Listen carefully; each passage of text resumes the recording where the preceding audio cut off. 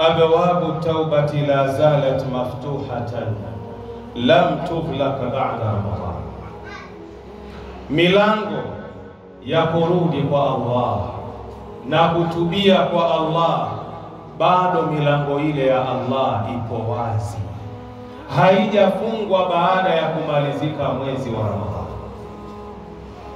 Haina maana ya kwamba Allah alikuwa anapokea tauba zetu ndani ya Ramadhani peke yake, na baada ya Ramadhani ya kwamba tauba zile ambazo tunazipeleka kwa Allah hazikubali tena. Hapana, milango ya Allah ya kutubia bado iko pale pale, iko wazi ndugu zangu.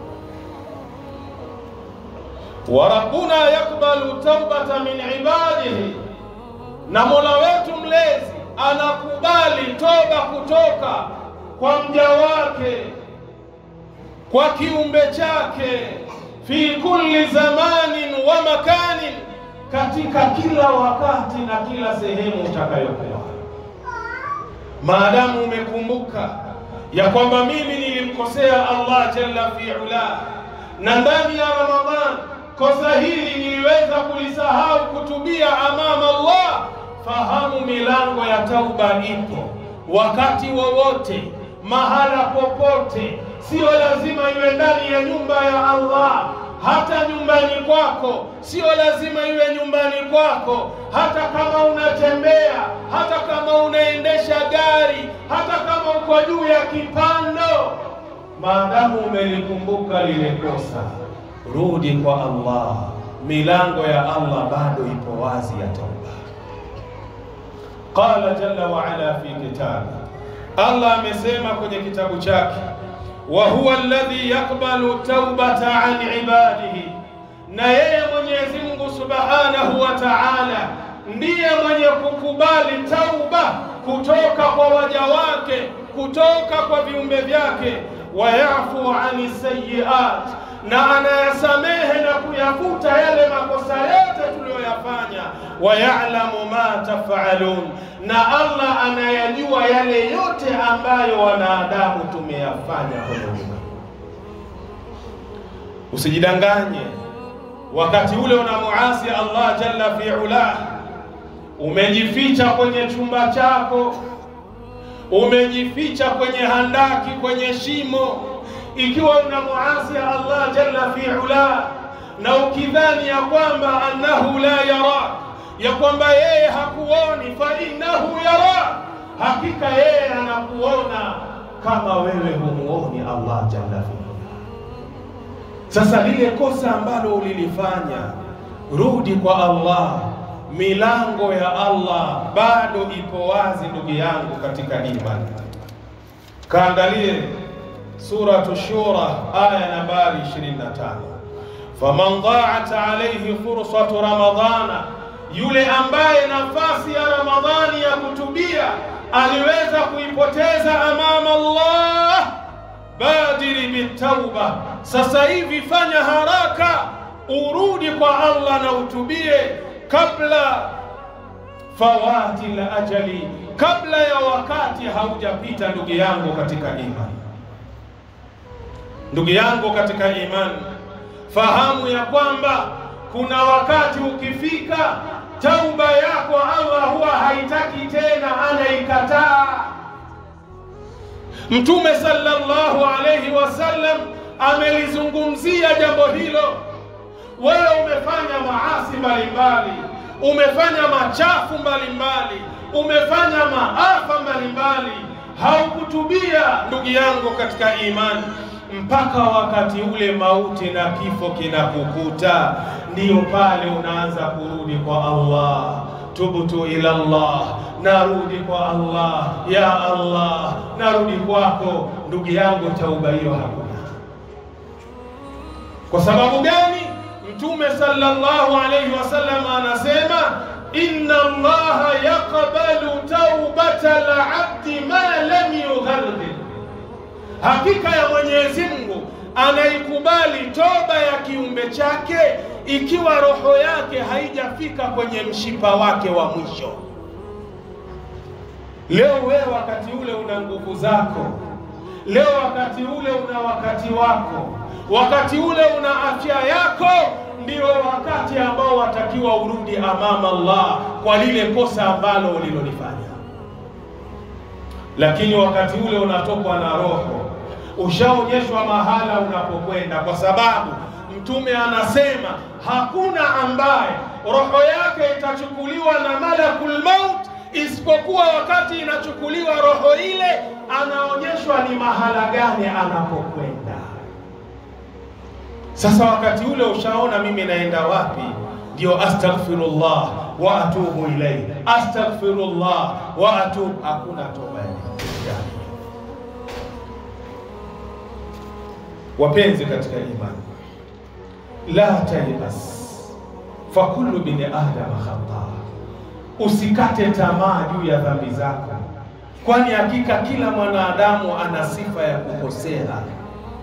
Hakuna mwanadamu ambaye yuko perfect, ya kwamba yeye mashaallah katika huu ulimwengu hawezi kumuasi Allah. Hakuna na wala hatokuwepo.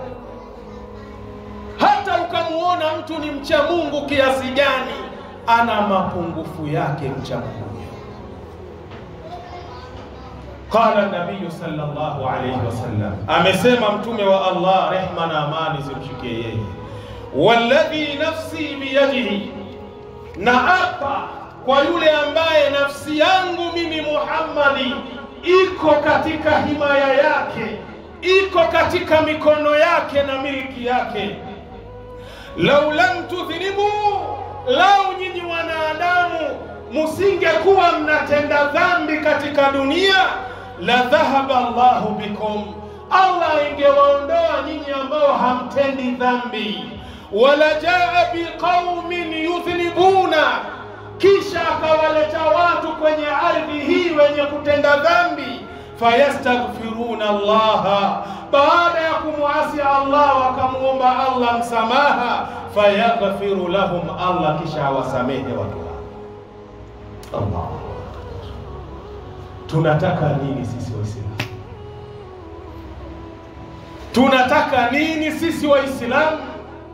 Yule ambaye anakwenda kwenye moto wa Jahannam, huyo anakwenda kwa matakwa yeye mwenyewe, kutaka kwake. Lakini Mtume anatuambia katika huu ulimwengu, leo sisi tungekuwa hatutendi dhambi, Allah ingetuondoa akaleta umma mwingine ambao unatenda dhambi. Baada ya kutenda dhambi wakawa wanamuomba Allah msamaha, kisha Allah anaamua kuwasamehe viumbe hao. Hii inamaanisha nini? Hii inamaanisha kwanza, hakuna mwanadamu ambaye aliyekamilika. Al-kamalu liman lillah, ukamilifu ni wa Allah. Kama haujakamilika 100% lazima utamkosea na utatenda dhambi amama Allah. Lakini kisha Allah jalla fi'ala kwa huruma yake akaamua kutuwekea kitu at-tauba, akatuwekea msamaha, akijua sisi ni madhaifu kwake yeye, tunamkosea yeye saa 24, ya kwamba pale unaporudi kwa Allah, Allah huwa anafurahi wakati ule unapomuomba yeye msamaha baada ya kulijua wewe kosa lako. Leo fananisha na mwanadamu Sheikh, ili ujue ya kwamba laisa kamithlihi shay'un wa huwa samiul basir, ya kwamba Allah hana mfanano wa kufanana na chochote kwenye ulimwengu na kwenye mbingu zake 7, na ili hali Allah anasikia tena anaona. Chukua mfano leo, unamkosea jirani yako, unamkosea mzazi wako, unamkosea rafiki yako mara kwa mara, alafu uwe na sifa ya kurudi kwake na kumuomba msamaha mara kwa mara. Yule jirani yako, yule mzazi wako, yule rafiki yako, itafikia wakati atachoka. Umezoea kunikosea, kisha unajua kuna jambo la msamaha, utakuja utaniomba nitakusamehe. Hapa ilipofikia ndugu yangu, kila mmoja na zake. yale ulionikosea yanatosha, lakini haya kwa sasa ndugu yangu sikusamehi ila yaumil qiyama, mpaka kiyama kinasimama.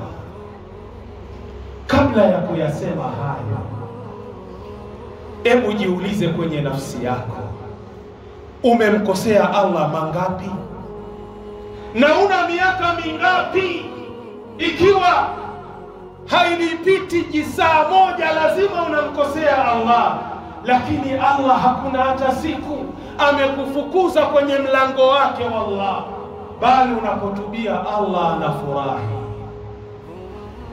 Kul ya ibadi alladhina asrafu ala anfusihim la taqnatu min rahmatillah inna Allaha yaghfiru dhunuba jami'a innahu huwal ghafurur rahim. Allah anamwambia Mtume Muhammad, waambie wale viumbe vyangu ambavyo vimevuka mipaka katika kuniasi mimi Mola wao, la taqnatu min rahmatillah, wasikate tamaa na huruma ya Allah. Inna Allaha yaghfiru dhunuba jami'a, hakika ya Allah anasamehe na kufuta dhambi zote. Kwa nini? Innahu huwal ghafurur rahim, Allah ni mwingi wa huruma na ni mwingi wa msamaha. Kama ulimkosea Allah na bado hujarudi kwake kwa Allah, milango ya kusamehewa na Allah ipo wazi baada ya Ramadhani. Fanya haraka urudi kwa Allah kabla malakul mauti ndugu yangu haja kutembelea. Hadithi niloisoma awali kaipokea Imamu Muslim kwa nambari 2749. Sheikh Albani kaisahihisha fi silsilati sahiha. Utaipata katika kitabu nambari 2 ukurasa ni 659.